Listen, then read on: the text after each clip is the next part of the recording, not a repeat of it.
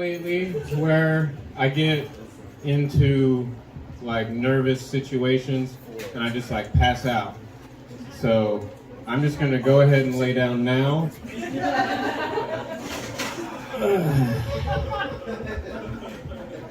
So the first time I passed out in public was at an open mic in Fayetteville. I passed out, and when I came to, I was surrounded by EMTs checking my vital signs, asking me questions. And they decided I was fine. They're like, yeah, you just had an anxiety attack and hyperventilated. And the guy who runs the open mic, the owner of the club, wanted to buy me a shot, you know, and I was like, I don't know, man, I just woke up. But the EMT said, as your current medical provider, I'm prescribing you that shot, so I took the shot. But the second time it happened, I was at work, and same situation I come to, and they're like, the EMTs are on their way, and these EMTs had these patches on with a black and white American flag with a single blue line, so I couldn't really trust them when they were asking me if I had done any drugs. And I'm going to be honest with you, right before I passed out, I did a really fat dab. But, I've always had health problems. I grew up, I was supposed to take human growth hormone. It was a shot I was supposed to give myself. So instead of giving it to myself, I would inject it into pillows or the couch.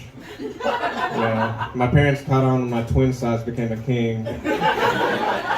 But when I go to the doctor to get tested for this stuff, I'm getting my blood drawn. I'm 11 years old. I'm getting my blood drawn. And y'all can probably see my veins if you're near the stage.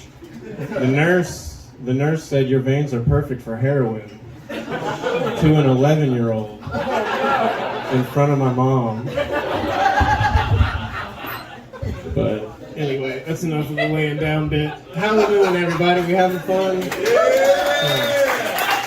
So, I've been doing comedy almost 10 years now, and I still feel like the first joke I ever wrote is the best joke I ever wrote. When I started doing comedy, I had what's known as a DUI. Yeah. So, I had a breathalyzer in my car. And if you don't know what a breathalyzer is, it's a device you have to blow into in order to start your vehicle to prove that you don't have alcohol in your breath.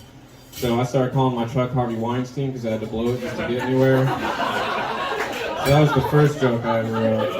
The second joke I ever wrote is more of a bit. I did some research on dildos, a lot of research.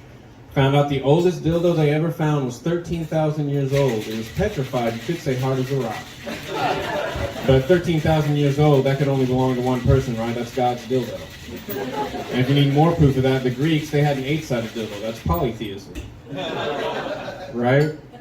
But the most fun fact I found out about dildos was that in 2009, there was a court case in Alabama trying to ban the sale of dildos and other sex toys. Even though a year earlier, in 2008, the same case in Texas went up to the Supreme Court, and the Supreme Court ruled that it violates an individual's constitutional right to privacy not to sell them a dildo.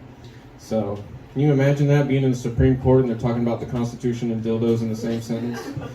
You see what I did there? I just said dildos like 9 times. It's a fun word. Yeah.